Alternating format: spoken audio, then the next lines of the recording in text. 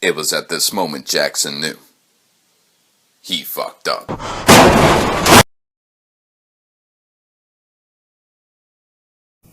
Okay, this is a review for the Opus Audio number 1.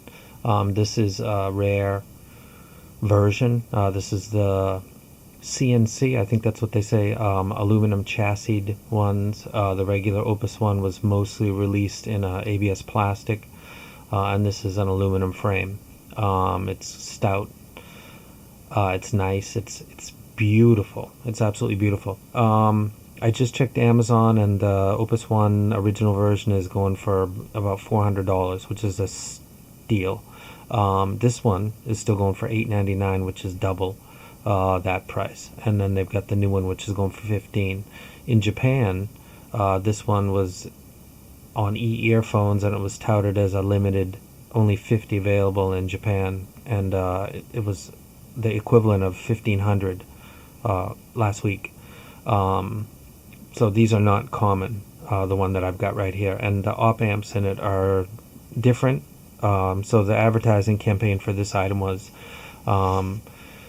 aluminum chassis with improved op amps. That's their sales pitch. And do op amps make a difference? Well, you can switch them out of things, and yeah, they do. So this would probably be slightly different sonically from the more well-known Opus number 1. It's beautiful. It's absolutely beautiful. The high-res audio is etched into the aluminum. This isn't like a sticker or like painted on. It's laser etched in. As you turn it on this side, it's got Nick's previous play, pause, I'm pretty sure. Turn it, and on the top you've got the power button, you've got balanced out 2.5, and then you've got 3.5 regular headphone out. On the opposite side you've got a plus minus for the volume. You've got your storage section for your, whether you call it MSD or TFT, whatever. And then you've got USB for data transfer and charging. And then we'll rotate this back around to its sexy side. It looks sexy everywhere, but this is really, really a beautiful, beautiful item. I'll be honest with you, I'm not a fan of the number 2 because of the way that they've got the trim around the edge, and also you can see the screws, and that's a personal thing. I'm about to get into that in a second. You lift it up, and then on the back, with like a lot of high-end decks, it's pretty much like glass on the back. This thing is a super print magnet, and there's a case that comes with it, which I'm waving back here. You really got to use it. It's not even an option, which is a shame, because you don't get to look at this beautiful. This it's like art. I'm gonna get out of super zoom and then talk about the items. Okay, so this is the Audio-Opus number 1. It's the metal version. I already showed that in another part of the video. It's got the power button on the top. Push the power button, and I've got Led Zeppelin 3 playing right now, or I'm on Led Zeppelin 3. This is an Android-based device, so if I swipe down, I got line out, balanced out, EQ, sleep, repeat, or shuffle. If I tap the settings icon, I come into screen, audio, output, timer, USB, language input, date, time, storage, initialize, update, and information. Tap information, and I got Model 1, and this is build 2.00.03. This was released, I believe, like around the 9th of December, so they've been pretty reasonable when it comes to updating the firmwares. And if you hit this, as you can see, I'm going through pretty quickly. the problem with this device is, even though I'm holding it in my hand and it looks fine, I can see through this camera lens that it's not looking great. The quality of the screen is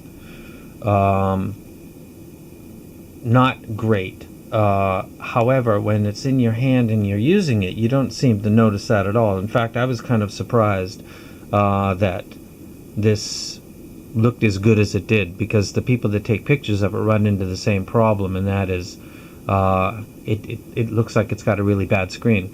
Not bad, but compared to, everybody's got phones now with very high quality screens, so when you compare it to that, it doesn't fare very well. You know, why talk about a screen so much? Because it's the interface with the device, and it's also a touch screen. It does have physical buttons on it. If I adjust the volume, then I got that line that kind of goes up. And then it's got the next track, I guess, which would be, I think that's what it does. Let's check. I'm on Immigrant Song, and hats off to Roy Harper, Broad New Hour Stomp. This is an awesome album to test stuff out on, because it was like, I think Led Zeppelin really peaking right here. They all got together at a place in France and just jammed out. There's a lot of stories on the net about the making of Led Zeppelin 3. And I know all about it, like I do about Pink Floyd. The sound of this device is absolutely fantastic, and there's a kind of a problem that I'm running into right now, and that is because the company itself, and see those finger marks on it? I basically touched it twice, and I'm not going to put a screen on it, because if I do, then it'll really not look great on a video. After this, I will put a screen on it, but I won't now. So you're going to see fingerprints, which drive me mental crazy, but it can't be helped. The op amps of this device are not the same as the plastic version, which puts me... Do op amps make a difference?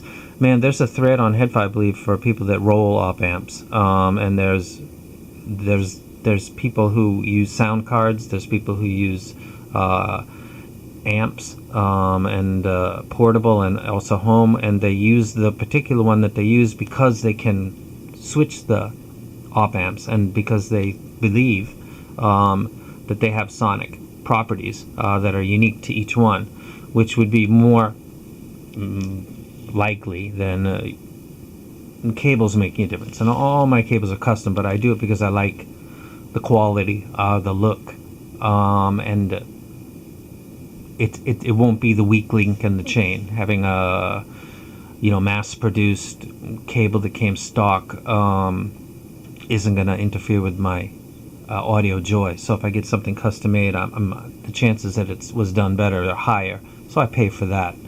Does it make a sonic difference? I don't know. I've seen Brooko's graph, and he did multiple cables, and it looks like the only difference is the volume. The frequency response is absolutely identical, but it looks like someone's turning the gain a little, and the whole frequency response just moves up a little or moves down a little bit, like the impedance is different or something. I'm not sure.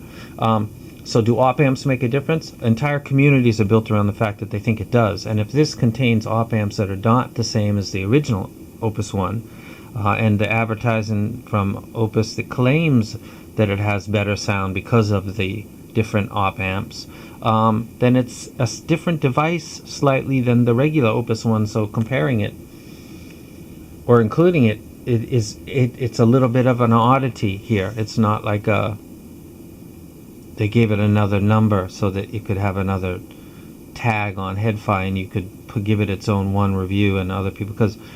So do I put it in there? Because I don't think it's the same sound as the other ones, and it's claimed by the company not to be such. So it's not an opinion. It's what the company says in their advertisements, and they seem legit with what they say. I am a phone-based with an external DAC amp person. I got a PHA3 as my main unit. I've got an Opus number 11 as my ultra portable. I've been through the Mojo. I've been through just most everything that's on the market right now. I had I'm not even going to mention that company. I had something in recently that had adjustable bass and treble, and I stick with that. Because the quality of the screen is huge, the quality of the screen is fantastic, the speed, it's 2 gigs of RAM. to have just one DAP, to have one portable thing that doesn't need anything else, because I really can only put one thing in my pocket.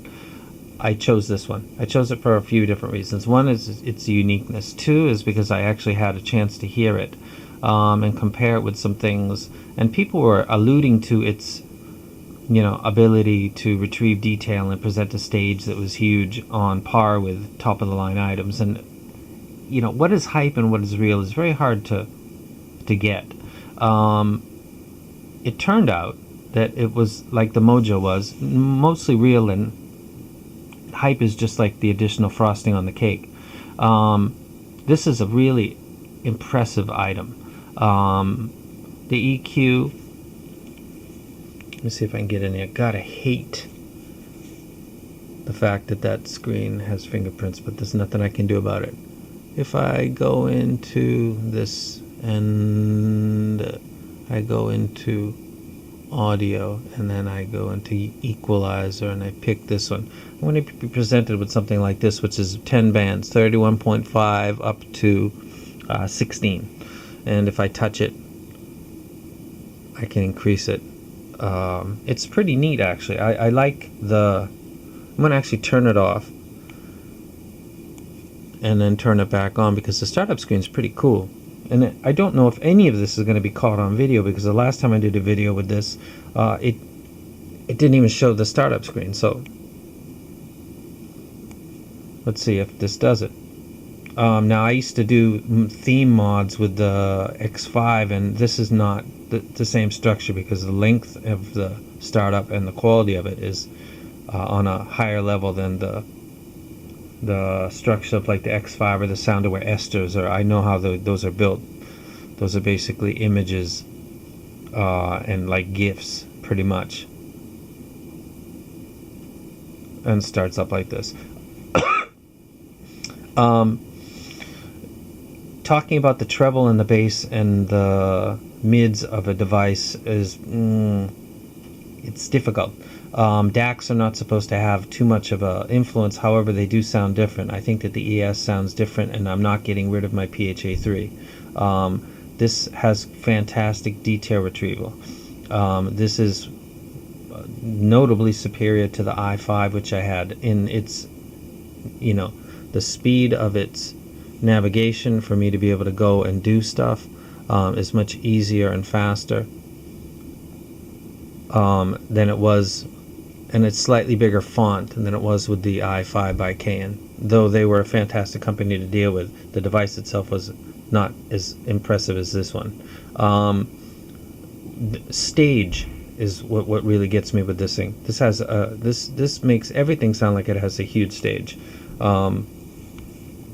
These are the EX800s, and they're taped, which is to enhance the sub bass. Graphs have shown that the mids and treble are absolutely not affected by the vent covering. It creates driver flex, which is not good for drivers. So I'm talking to somebody on YouTube right now saying, my set is not damaged, but the driver flex by modification is clearly not a good idea. I'm also using the EX1000's balance. Thank you to Lead VE Venture Electronics for the cable, so that I could experience balance, which sounds spectacular.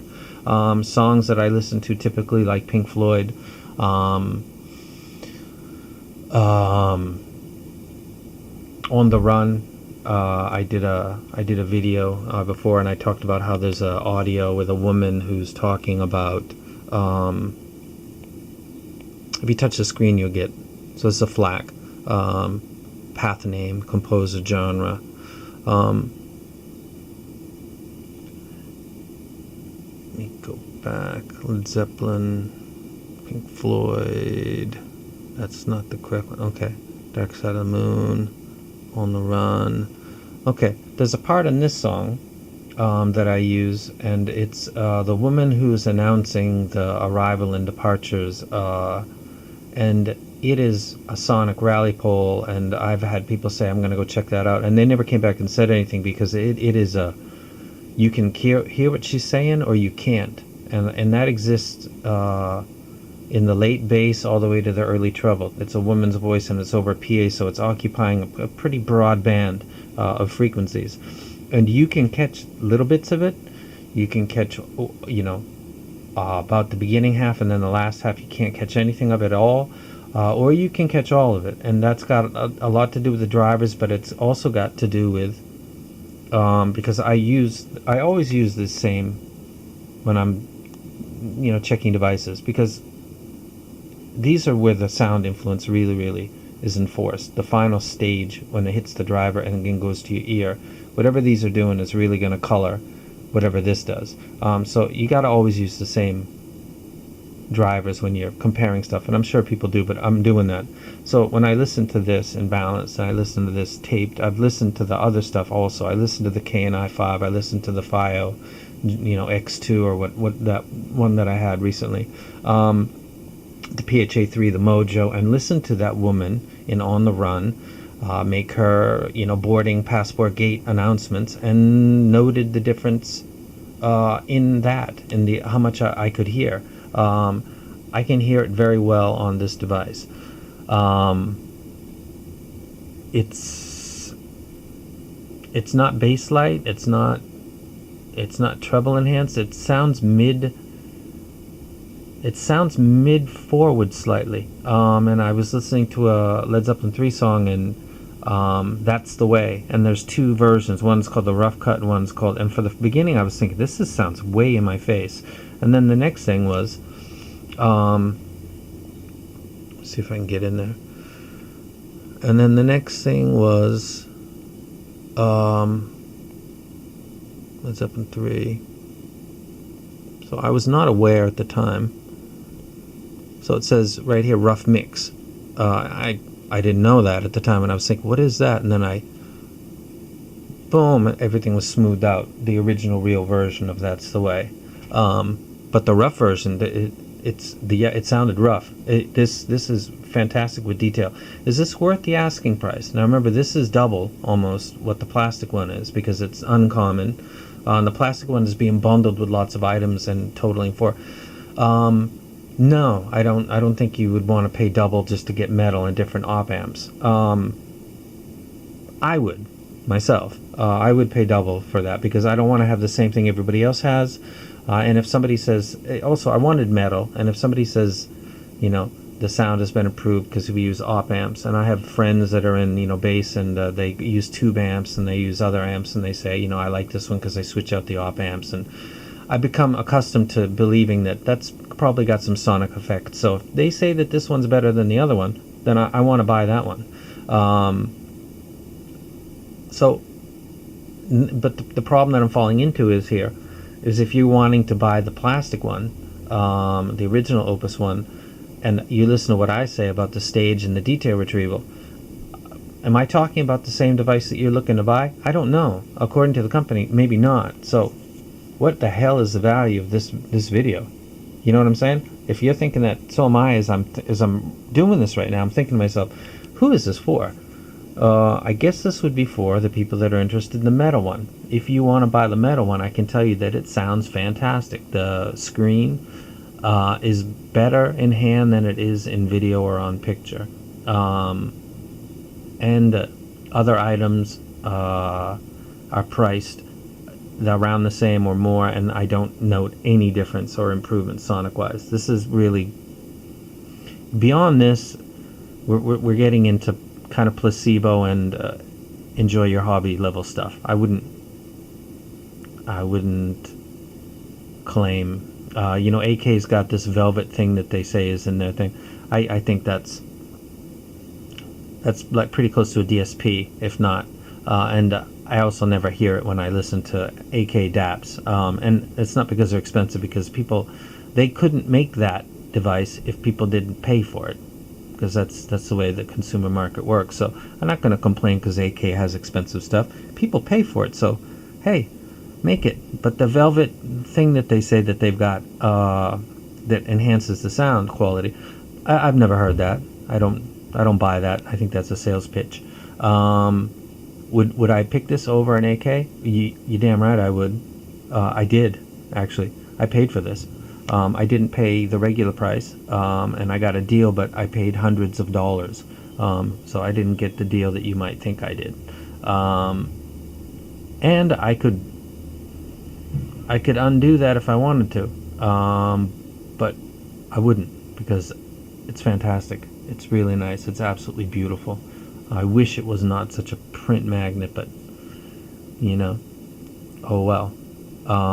So the Opus number 1 metal, militia version or whatever it's called, is absolutely outstanding. It's a beautiful piece of art. I wish I could look at it and take the cover off, but then everything would be covered with prints.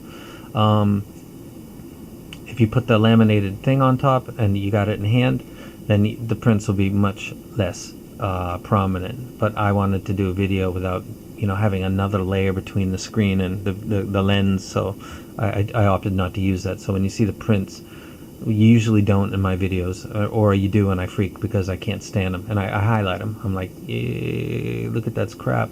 But the device's screen is understated. It's actually quite fine. The stripped down Android UI is very nice, and the sound quality is just absolutely spectacular. It's very, very nice. It is the one DAP that I will own. No, I'm sorry, that's a lie. I'm going to keep the common because I use that for my bass bomber. But as far as like a portable, I want to listen to I'm going to take a trip. I want to bring a good player, and I don't want to, pay attention to, weight or something cumbersome. Then this is my device. I'm the owner of an Opus number 1 metal version, and I'm quite happy about that. Awesome device. I like it a lot. Do I wreck it? In this price range, I don't wreck things. I just say if I like it or not, and I like it. The ASG 2.5s, were they worth the money, which would be the same as this, roughly? No way. Is this worth it? Yes, it is. Yep, like it. And that's the video. The video that really didn't do anything, because I got to the end and I'm saying, this probably sounds different than the ABS plastic one because the company claims it does. So who is this video for? I guess it's for the people that are looking to buy the metal one and want to know, is that better than the plastic one? I can't honestly say. I think it is, but that could be placebo, because the one is quite impressive, and for the price that they're asking now, which is like $400, $499, that's absolutely a steal. That's very, very, very good price for a very, very good item. Is this worth paying a lot more money just because it's got metal and different op amps? I don't know. I didn't listen to the two of them that much to make a comparison. I just don't. I like metal better. And it looks like art when it's in your hand. And it sounds like art when it's in your ear. So I dig it. Do I wreck it? If you got the money, you know what I'm saying? You got to pay to play. That's the way it goes. Good stuff. Like it. Happy New Year and stuff. Okay, we're out of Super Zoom. This comes with a case. I'm pretty sure. I don't know anybody that doesn't have a case. I think they always kind of package it with kind of like a deal or something, and without getting fingerprints on it and stuff. The case is very, very, very snug. Once it's inside here, it's really hard to take out. So I think I would have liked a black case, but this is cool. So there's the case, and that's how it looks in the case. I think it looks better without a case, but I'd highly recommend you use the case. Before we go further than this, this is an expensive item, and who am I to wreck this to anybody? And I'm not anybody to wreck anything of this price level or anything to anybody, and either is anybody else. But let me give you a little, for those of you who think, who are these people that, we don't have degrees, we're not acoustic scientists, who are we? Let me show you who I am. I won't interrupt this video. I do this every year at Christmas time, so we're about to get into shaky stuff, so bear with me. This is on the table, and we're going out. We're opening the door, and close the door. These are all the parties that I do over the years. This is a massive flag. Let me go down.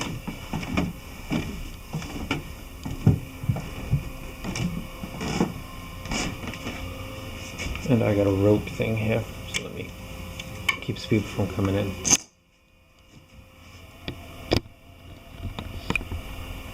I built those doors, actually. Who am I?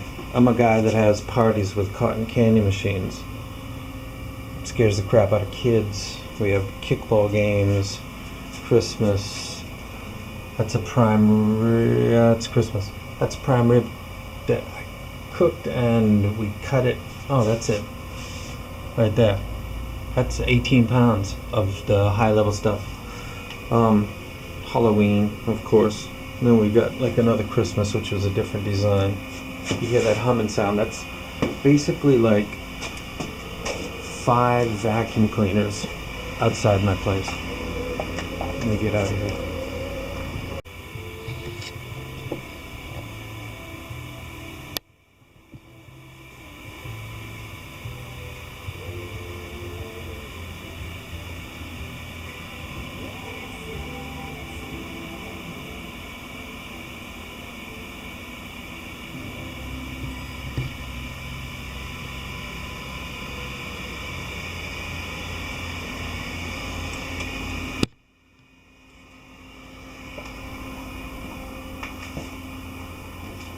You guys have no idea who tells you what's good and bad.